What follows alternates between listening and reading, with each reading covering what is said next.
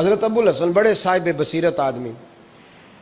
ایک آدمی یمن سے آیا کئی 100 کلومیٹر کا سفر طے کر کے ملنے. اس نے دروازے پہ دستک دی, حضرت کے گھر کے دروازے, بادشاہ کے پیر ہیں. اندر سے بی بی صاحبہ بولی کون ہے دروازے پہ؟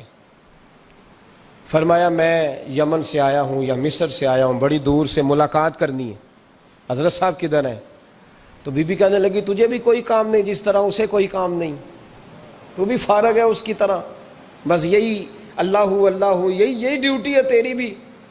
میں نے کہا یار اتنا بڑا صوفی اور گھر میں اس کا کیا حال ہے, وہ بات کرنے والی.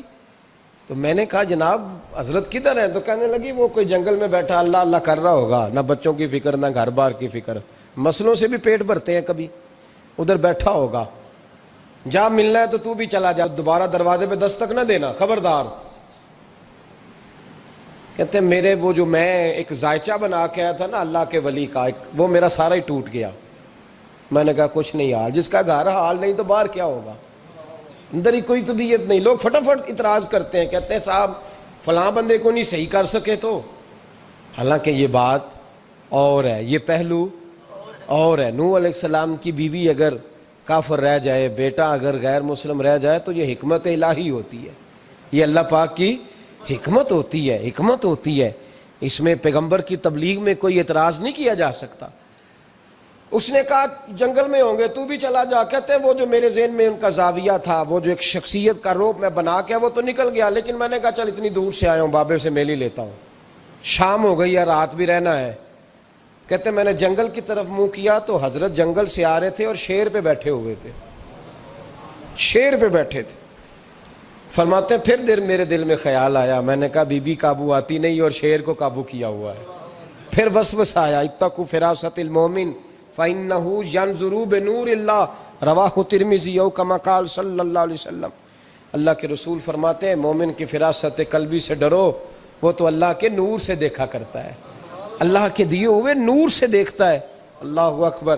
جب یہ بات سنی نا, اس نے کہتے میں نے دل میں سوچی تو حضرت میرے دل کی بات جان گئے اور فرمانے لگے او بھائی, کہتے میں نے کوئی حال بتایا نہیں, خود ہی فرمانے لگے میاں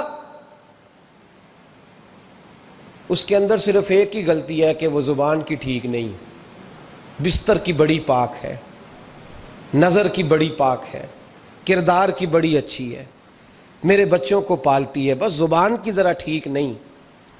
اور فرمانے لگے میں اس نتیجے پہ پہنچا ہوں اگر میں نے اسے نکال دیا تو اور کوئی رکھے گا نہیں, بیچاری زندگی ساری پریشانی میں گزار دے گی.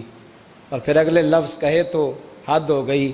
فرمانے لگے میں اس بد زبان سے اس نے سلوک کرتا ہوں, اللہ نے یہ بے زبان مخلوق میری فرما بردار بنا دی ہے. فرمایا یہ میرے وظیفوں چلوں عبادتوں سے نہیں آیا شعر, یہ اس بد زبان سے اس نے سلوک کرتا ہوں تو رب نے یہ بے زبان مخلوق میری. اب یہ گنجائش, یہ حکم خامند کے لیے ہے, یہ تقریر سن کے بی بی نہ کہہ دے کہ میں نے بد زبان ہونا ہے تو آپ فرما برداری کریں میری. تو یہ جس کے لیے بات ہو اسی تک رہے. خامند کو حکم ہے کہ اگر کوئی کوتاہی ہے تو اس کوتاہی کی پردہ پوشی کرے. گھر جو ہوتا ہے نا, گھر کچھ چیزیں اجازت نہیں دے رہی میری کہ میں کچھ اور بات آپ سے کروں, کچھ آپ کو نیند بھی آ رہی ہے. دیکھیں پورا وجود سلامت ہو اور اندر روح نہ ہو تو بندہ زندہ رہ سکتا ہے؟ جڑے نہیں بولے انہیں رہ لینا میرا خیال. وجود ہو سارا سلامت ہے لیکن روح سلامت, بندہ بچ جائے گا؟ بولے نا یار, جنہیں نیند آ رہی ہو بولو, نہیں نہ رہ سکتا. پورے گھر میں ہر شے ہو, ذمہ داری سے بات کر رہا ہوں, پورے گھر میں ہر شے موجود ہو, اگر گھر میں دین نہ ہو تو گھر چلتا نہیں چل سکتا. جس گھر میں نماز نہ ہو وہ گھر نہیں چلتا, جس میں قرآن پاک نہ ہو وہ گھر, اس لیے کہ دین روح ہے. دین اگر گھر میں دین نہیں تو گھر چل سکتا؟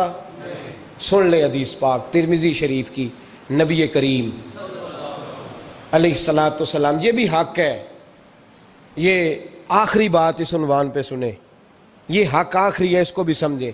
ترمذی شریف میں نبی پاک علیہ السلام نے فرمایا, دعا دی حضور نے, نبی پاک فرماتے ہیں اللہ اس بی بی کو جزائے خیر دے اللہ اس پہ رحم فرمائے جو سویرے اپنے خامند کو نماز کے لیے جگاتی ہے اور اگر نہ اٹھے تو پانی ڈال کے جگاتی ہے. اور فرمایا اللہ اس خامند پر رحم کرے جو سویرے اپنی بیوی کو نماز کے لیے جگاتا ہے اور اگر نہ اٹھے تو پانی ڈال کے جگاتا ہے. رحم کرے. سب سے زیادہ حق میاں بیوی کا ایک دوسرے کا ساتھ یہ ہے کہ انہیں دیندار بنائیں. دین کی جس بات کا خامند کو پتہ ہے، اعلیٰ حضرت نے لکھا ہے کہ خامند کی ذمہ داری ہے بیوی کو تعلیم دینا. یہ اس کی ڈیوٹی ہے پردے کا پابند کرانا. اس کی ذمہ داری ہے کہ اسے قرآن و سنت کے جو احکام پتہ ہے اپنی بیوی کو سکھائے، اس کو بتلائے، اس کو سمجھائے.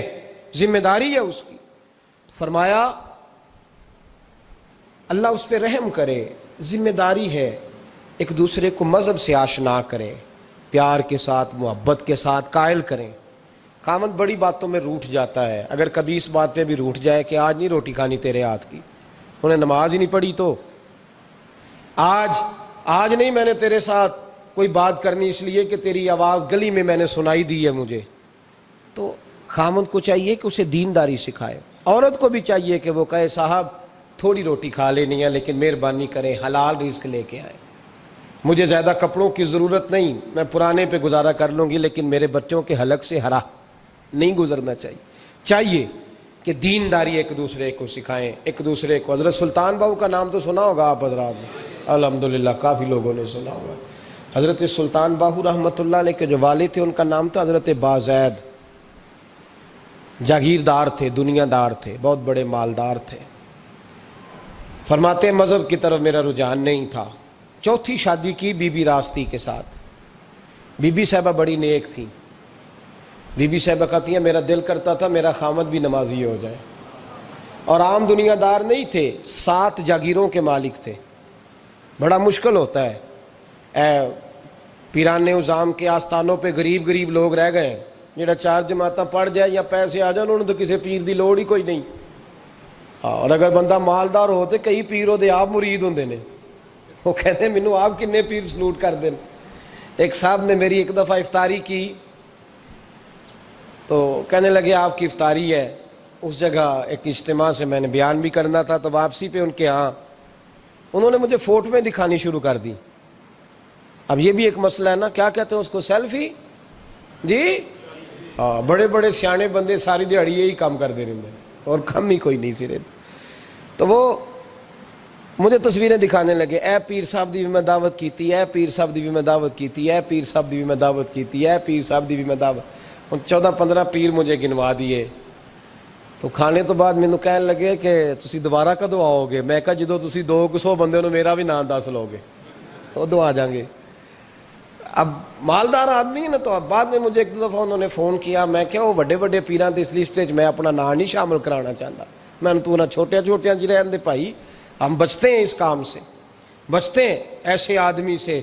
وہ کسی درویش نے کہا تھا جس کی ہر بات میں پوشیدہ ہو نشتر کی چبھن، ایسے ہر صاحب احسان سے ڈر لگتا ہے. بچنا چاہیے. تو مالداروں کے تو آپ بڑے مرید ہوتے ہیں. کئی پیر حاضریاں دیتے پھرتے ہیں، کئی مولوی دستے نگر ہوتے ہیں. معاذ اللہ، اللہ خودداری اور عزت نفس عطا کرے. آمین تو کہہ دیجئے. دینداری کے اللہ توفیق عطا فرمائے.